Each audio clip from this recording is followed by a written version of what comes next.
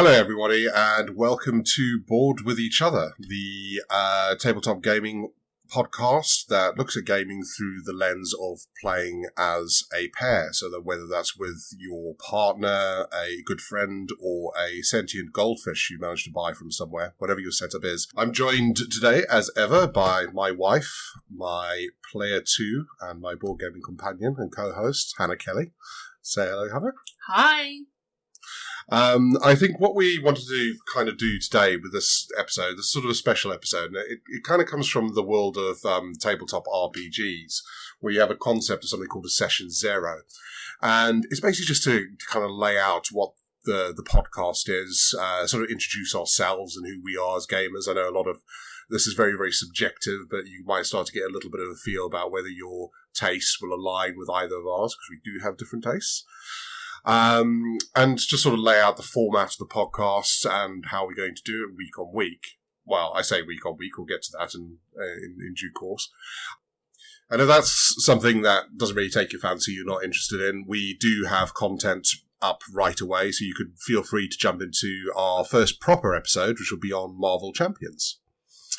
So I guess to start things off, we should just really introduce ourselves and who we are as gamers and what our relationship with gaming is. So I've talked for long enough. Hannah, would you like to talk a little bit about who you are and what your relationship with tabletop gaming has been? Yeah, so I guess, my first look at tabletop gaming, but like most people really, was as a kid. I was an only child, so really my experience of board gaming was trying to rope my parents into playing with me. And Mum was always a Cluedo fan. I was always a Monopoly fan. However, Monopoly always ended up in World War III in our family because my dad always felt that we were ganging up on him and it wasn't okay to trade properties. And after, this 2-hour-long slog, eventually he would storm off. I would be terribly upset because I'd probably lost and learning to lose as a skill, but also knew that I probably wasn't ever going to be able to play again for at least another 2 years. And that's kind of really all that I experienced of board gaming until probably you and I met. Yeah. Although, weirdly, I did a little bit of LARPing when I was about... LARPing, that's it. No pegging involved at all. LARPing when I was about 17. No tabletop RPG, straight into the live-action version. I mean, it's a bit of a leap, Monopoly to Vampire the Masquerade live-action role-playing. Actually what we did. Yes, I know, you have told me. But yeah, okay. And then, obviously, we met and... Yeah, and I've got a lot of very fond memories, I think, of playing Magic the Gathering, although that's not technically a board game, but in your dad's kitchen, I think when we first kind of got together. Yeah, okay, all right. And Bears. My green and white deck was filled predominantly with bears. Yes, Hannah's first Magic the Gathering deck was very bear-heavy. So... Me, by the way, I'm Al Simpson. I don't think I said my name at the start of the podcast, which is a bit of a rookie mistake. In a similar vein to Hannah, while I have many, many half-brothers and sisters, I grew up as an only child, and again, a lot of my early board game memories were gaming with my dad and grandfather, who taught me poker and gin rummy at a very young age. My dad taught me gin rummy. Mm. And then I grew up in Southern Africa and a fair few years in Zimbabwe, so quite sort of toy deprived for quite a while. We couldn't get hold of board games or anything like that when I was growing up until a Australian guy moved to my town and I met him and he introduced me to the wonderful worlds of Warhammer, Magic the Gathering and D&D. And from there, the rest is sort of history. It's kicked off pretty much a lifetime obsession with tabletop gaming. I was very, very much into Games Workshop and Warhammer 40k as a teenager and into my 20s. And I didn't really play sort of your traditional boxed board games for quite a long time until I met Hannah. And I think I walked into a local game shop in central London called the Orc's Nest one day and just on a whim bought a few board games. And that kicked off a hobby and obsession that's been going on for about a decade now, at least. So yeah, do you want to tell the listeners a little bit about sort of who you are as a gamer, how you play, what are your what are your likes and dislikes about board games? What do you really look for? What turns you off board games? Just a little bit about that. Yeah, I think I tend to shy away from things that are really cerebral. Mm-hmm. Anything that's really quite thinky, because I am known to sit and overanalyze and think about decisions in an awful lot of detail and what that could possibly lead to. So I think about 6 or 7 turns ahead. So anything that's too cerebral, I find quite draining, and that doesn't always necessarily fit into what we want as a couple. Although they're not necessarily bad games, it's just not necessarily what I fancy. Can I just jump in there, though? I think it's worth mentioning before anybody listens to this and goes, oh, no, you're not going to like anything complex. It's actually got nothing to do with complexity. I mean, I'm sitting across the table from somebody who probably likes something like Gloomhaven more than I do. Yeah, true. So it's not really about complexity. I think it's fair to say that you suffer from a bit of analysis paralysis, and there's some games that sort of really kick that off for you that you don't particularly warm to. Is that fair to say? Yeah, no, absolutely. And I think the way that we board game, that's a way for us to have our social and our downtime. So if I'm sat there the entire time just thinking about my own turn, that's just it's not so much fun for me, I guess. Or me, obviously. Yeah. And I would say that as well that I think we do have limited time that we can board game. So we've got a little one, she's still quite little. Yeah. So we have to do it after bed, and certainly when she's not around, because otherwise she would be getting stuck in. Yeah, she's in that difficult phase where she doesn't know how to read yet, so I'm sure she'll be cracking on with quite a few things when she's a little bit older. Although I swear if we got Gloomhaven out, she would give it a crack. Yeah, she probably would. But yeah, I think one of our reasons for doing this is with that situation, we have a young child, we both work full time. Our gaming time is limited, and it's usually in weekday evenings. The weekends tend to be very full and busy, and as I said, I work the rest of the time. And that's one of the things that sort of goes into some of our criteria, is how manageable and easy a game is to set up and tear down and all that kind of thing. So that is. So you said what you don't like. What do you like in a board game? What really turns your crank? So I think if it comes boxed as fantasy, particularly high fantasy, then I'm probably going to be in. There are games that we've got that are not, that are quite... so what was the one about Cold War? Oh, Twilight Struggle. Yeah, definitely. I think I struggled with that because it's perhaps more dry as a subject matter, perhaps. Well, it depends on who you ask. Well, okay, for yeah, you. okay, fair point. You're a massive nerd, basically, is what you're saying. not entirely. Yeah. I think I quite like having lots of things that I can do on my turn. I like having that variety, so there are lots of actions that I can take, or there's like a high degree of... I feel like I'm making a difference. And I guess it wasn't until we obviously started board gaming that I realised there was a whole thing as cooperative board games. And whilst I do like competitive elements, and I do like kicking our ass, I have to say I really like some of those more cooperative games where we're working together. Yeah, fine. Yeah, I know you are a huge fan of co-ops, aren't you? And our buying choices do tend to lean towards co-op. Yeah, they do. I do try and balance out a little bit. They do lean towards co-op. So what about you? So I think theme is important for me. I think it's less about it being a particular theme. I like games to have a bit of a theme and a bit of a story to them. I find it fires my imagination in a way that something a bit more abstract or dry would. Although I do like the odd abstract game, I do tend to get a bit more excited about something that I can sort of relate to in my head while I'm playing. In terms of likes and dislikes, there's not a huge amount of things that I dislike, to be fair. I tend to be a bit more of the general optimist around board games than I think Hannah is. I tend to find something that I enjoy in most of them. But you could turn that on its head and say I'm a bit less discerning. So take that as you will. I do have a real sense of fairness in both competitive and co-op games, and I feel if a game is intrinsically unfair or there's an element that's unfair, that will put me off. I also, oddly enough, for the board game community, I think these days, I actually quite like a bit of randomness in my games.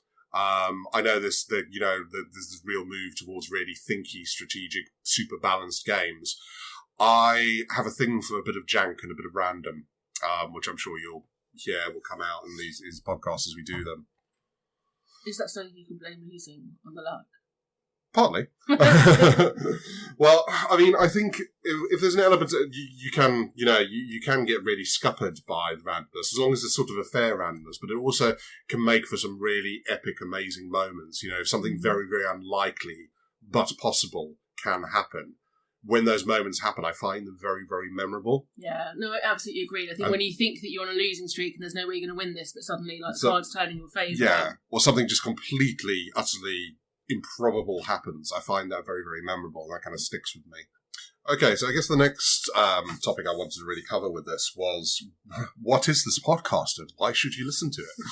I think through my time on social media and sites like Board Game Geek, I see the conversation around, is this good for two? Does this play well with two?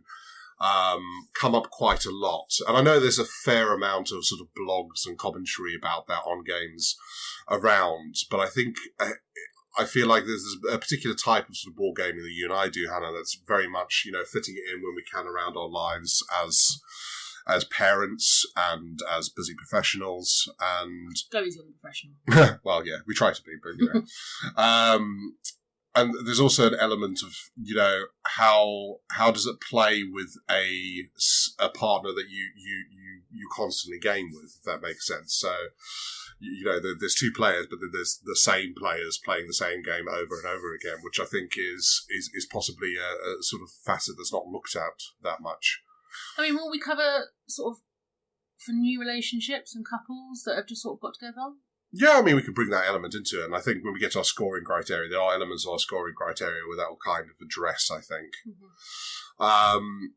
I mean, we don't play only as a pair. We do have friends that are into board games, but just unfortunately, they don't live anywhere near us. And again, being parents of a young child, going to sort of board game groups and meetups and things like that isn't really an option for us. So the vast majority of our gaming is just the two of us at our dining room table.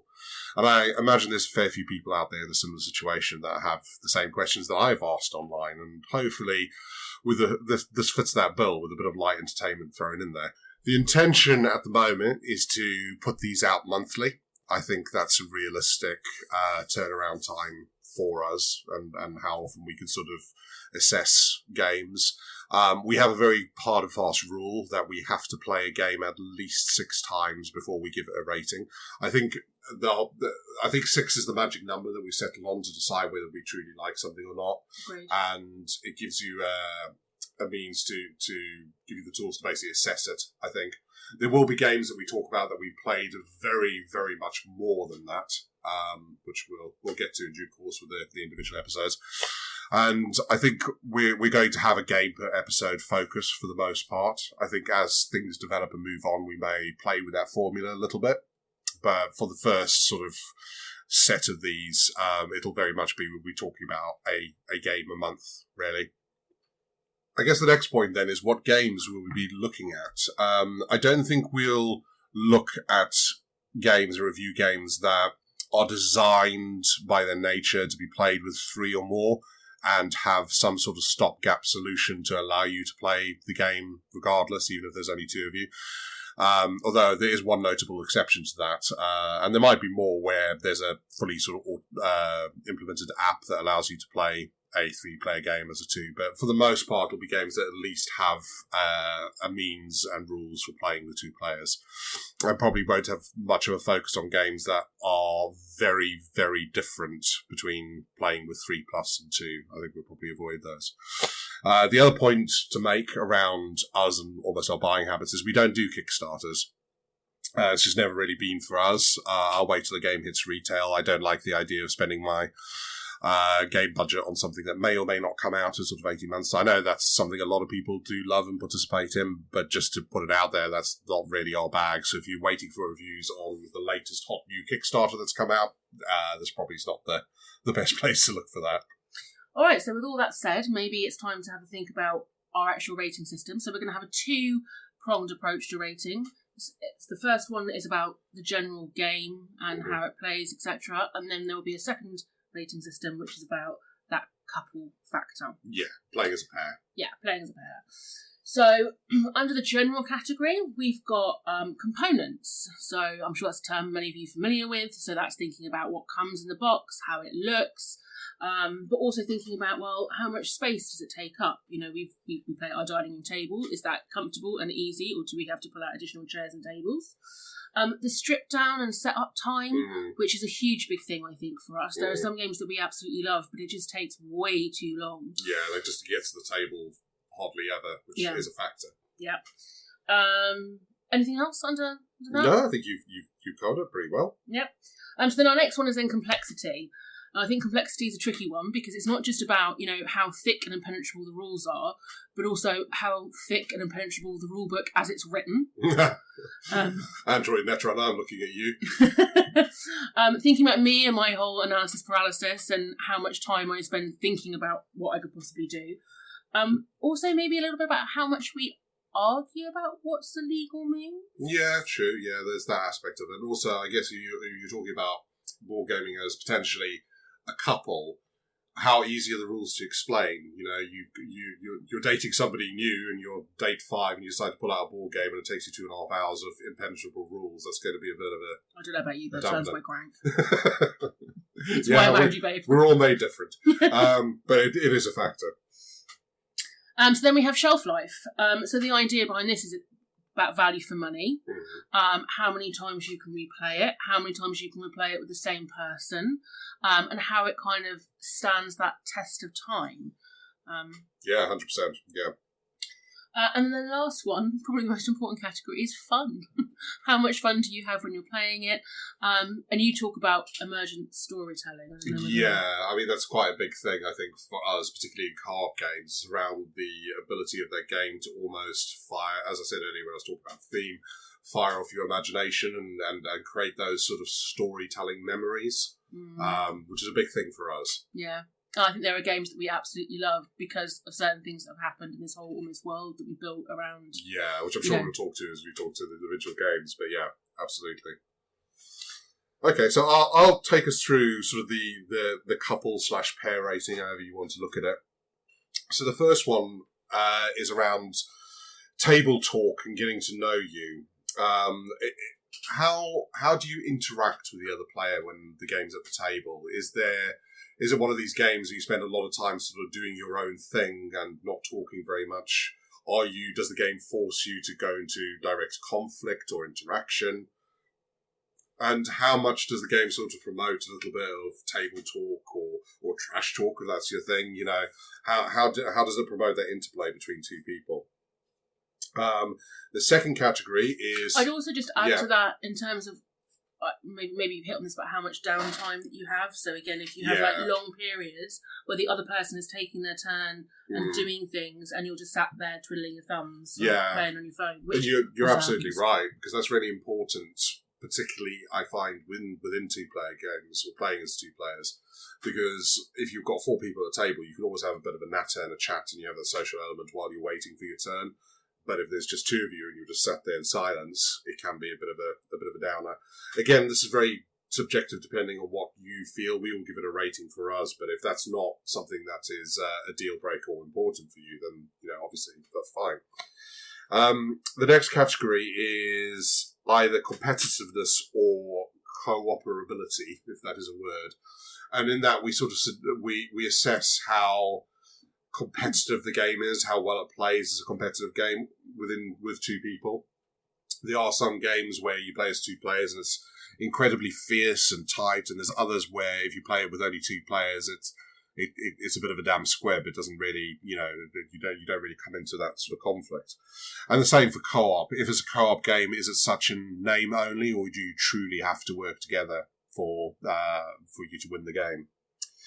The final one is scalability, and that is talking about, okay, this game, as is often the case these days, plays from 1 to 6 or 1 to 5. If you play it as a 2-player game, do you feel like you're really missing out on what the game really is?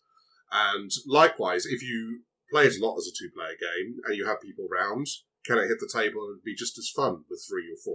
Or is this very much a 2-player experience?